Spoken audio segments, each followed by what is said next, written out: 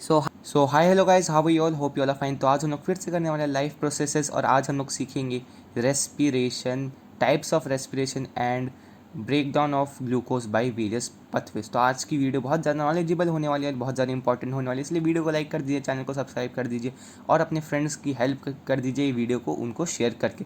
तो चलिए हम लोग जल्दी से जल्दी स्टार्ट करते हैं। तो देखो, रेस्पिरेशन। अब रेस्पिरेशन क्या होता है? Respiration is a process by which a living being utilizes the food to get energy is called respiration. मतलब रेस्पिरेशन क्या होता है? ये एक प्रोसेस होता है जिसमें एक लिविंग बीइंग जो है वो फूड को यूज़ करता है। किस लिए यूज़ करता है? कि वो उससे एनर्जी पा सके। और उस प्रोसेस को कहते हैं हम लोग क्या? रेस्पिरेशन। क्या कहते हैं उसको हम लोग? रेस्पिरेशन। तो चलो अब हम लोग देख लेते हैं यार टाइप्स ऑफ रेस्पिरेशन क्या होते हैं। तो देखो, respiration are of two types. रेस्पिरेशन दो प्रकार के होते हैं। एक है हम लोग का एरोबिक रेस्पिरेशन और दूसरा है एन एरोबिक रेस्पिरेशन। अब देखते हैं एरोबिक रेस्पिरेशन क्या होता है। देखो, occurs in the presence of oxygen और एनएरोबिक रेस्पिरेशन होता है occurs in the absence of oxygen.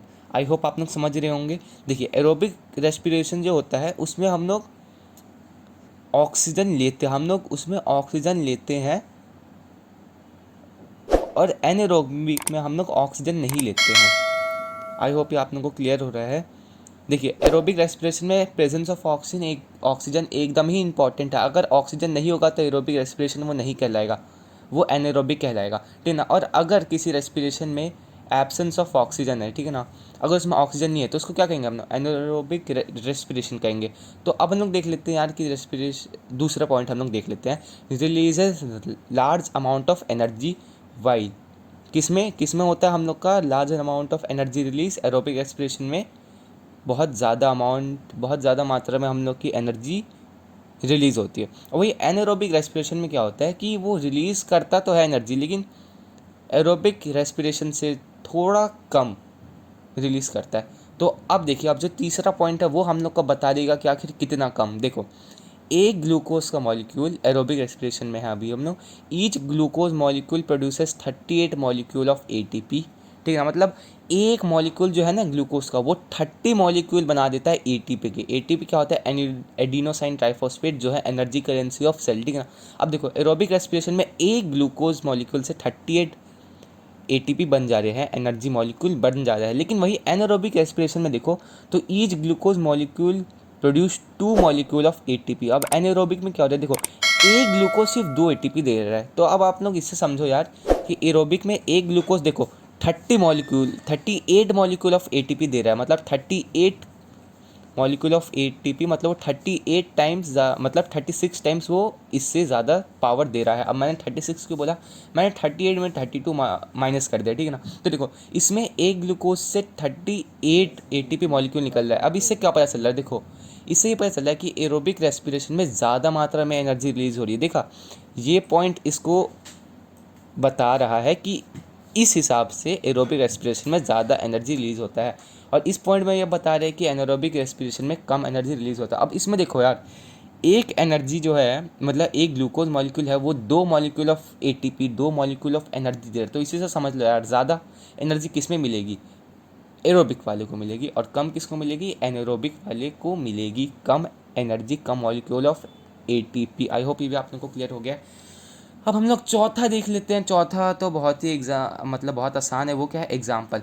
अब देखो, लेकिन ये जो एरोबिक रेस्पिरेशन होता है, अभी यहाँ पढ़ लो, अभी हम लोग ये समझ लेंगे। देखो, बिगिनस इन साइटोप्लाज्म, मतलब एरोबिक रेस्पिरेशन जो होता है ना, वो हम लोग का साइटोप्लाज्म से स्टार्ट होता है और फिर कंटिन्यू होके जाता है माइटोकॉन्ड्रिया में, ठीक ना। मतलब ये जो है प्रोसेस एरोबिक रेस्पिरेशन का, ये शुरुआत हो जाता है हम लोग का साइटोप्लाज्म में, उसके बाद हम लोग का कंटिन्यू होकर माइटोकॉन्ड्रिया में चले जाता है। जबकि एनारोबिक रेस्पिरेशन सिर्फ साइटोप्लाज्म में होकर ही ख़त्म हो जाता है। साइटोप्लाज्म में ही सब कुछ हो जाता है, 2 मॉलिक्यूल ऑफ एटीपी निकल जाता है। वही इसमें जो है एरोबिक रेस्पिरेशन में साइटोप्लाज्म में भी थोड़ा एटीपी निकलता है और बाद में जाके हम लोग का पूरा निकल जाता है कि इसमें माइटोकॉन्ड्रिया में।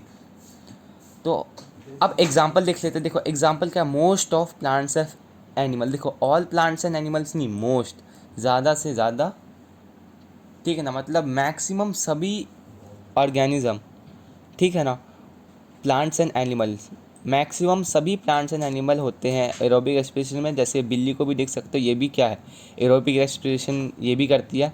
हम ह्यूमन भी एरोबिक रेस्पिरेशन करते हैं, लायन भी, डॉग भी, एलिफेंट भी, सब क्या करते हैं हम लोग एरोबिक रेस्पिरेशन करते हैं। लेकिन एनारोबिक रेस्पिरेशन करता है बैक्टीरिया, एनारोबिक बैक्टीरिया जो होते हैं वो करते हैं एनारोबिक रेस्पिरेशन, और यीस्ट, ये देख सकते हो। और ये यीस्ट, और यीस्ट कहाँ यूज़ होता है?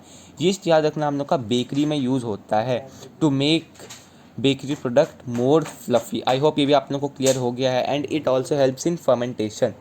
तो हम लोग देख लेते हैं यार क्या कि break down of glucose by various pathways, आखिर ग्लूकोज कैसे ब्रेक डाउन होता है। तो देखो ये चीज़ समझना बहुत इंपॉर्टेंट है। देखो इससे तो क्वेश्चन बनना ही है।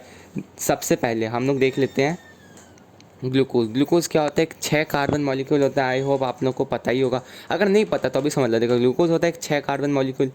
अब देखो दोनों में, एरोबिक में भी, ऑर्गेनिज्म में भी, एरोबिक रेस्पिरेशन में भी और एनारोबिक रेस्पिरेशन में, दोनों में ब्रेक डाउन हो जाता है साइटोप्लाज्म में किसका? ग्लूकोज का। यहाँ तक तो सब ऑर्गेनिज्म सेम है, ठीक है ना। ग्लूकोज जो 6 कार्बन मॉलिक्यूल होता है वो साइटोप्लाज्म में ब्रेक डाउन होकर पायरुवेट बन जाता है, जो होता है 3 कार्बन मॉलिक्यूल। अब यहाँ से देखो, अब जो पायरुवेट का जो ब्रेक डाउन होता है ना वो यहाँ से बढ़ जाता है। पहला ब्रेक डाउन देखो एब्सेंस ऑफ ऑक्सीजन में होता है। एब्सेंस ऑफ ऑक्सीजन क्या होता है? Aerobic respiration. और एरोबिक रेस्पिरेशन का एग्जांपल क्या है? यीस्ट। तो देखो एब्सेंस ऑफ ऑक्सीजन में यीस्ट जो एग्जांपल है वो बनाता है हम लोग का पायरुवेट से ethanol plus CO2 plus energy.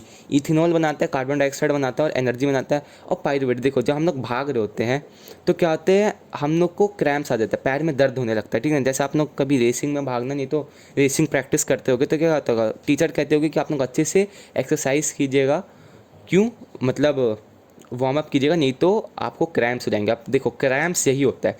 Cramps में क्या होता है कि मसल्स में जो होता है ना ऑक्सीजन की कमी हो जाता है। तो ह्यूमन जो होते हैं वो थोड़ा सा, वो मसल जो होता है ना वहाँ थोड़ा सा एनारोबिक, एकदम थोड़ा सा ही एनारोबिक रेस्पिरेशन होता है। तो देखो लैक ऑफ ऑक्सीजन, ठीक है ना। अब लैक ऑफ ऑक्सीजन कहाँ होता है? ह्यूमन मसल सेल में होता है। और तब जो एनर्जी निकलती है वो होती है लैक्टिक एसिड और एनर्जी। तब पायरुवेट हम लोग का ब्रेकडाउन होता है लैक्टिक एसिड और एनर्जी में।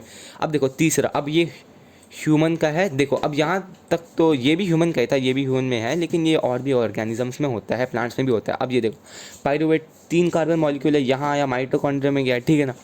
अब माइटोकॉन्ड्रिया में देखा, मैंने बोला था ना ये ह्यूमन में क्या होता है, देखो वहाँ साइटोप्लाज्म में ही ये ब्रेकडाउन, ये तो बताया गया कि पायरुवेट यहाँ ब्रेकडाउन हो गया एब्सेंस ऑफ ऑक्सीजन में, तब जाके इथेनॉल CO2 एनर्जी बना। लेकिन यहाँ देखो यहाँ बताया गया है कि माइटोकॉन्ड्रिया में, ह्यूमन में नहीं, ह्यूमन में नहीं, मतलब मोस्ट प्लांट्स एंड एनिमल में माइटोकॉन्ड्रिया में in the presence of oxygen में पायरुवेट ब्रेकडाउन होता है। और क्या बनता है हम लोग का? कार्बन डाइऑक्साइड बनता है, वाटर बनता है और एनर्जी काफ़ी सारा बनता है। तो आई होप आप लोग को आज की वीडियो से सारा डाउट क्लियर हो गया होगा। मिलेंगे अपनी नेक्स्ट वीडियो में जल्द से जल्द, तब तक के लिए बाय बाय।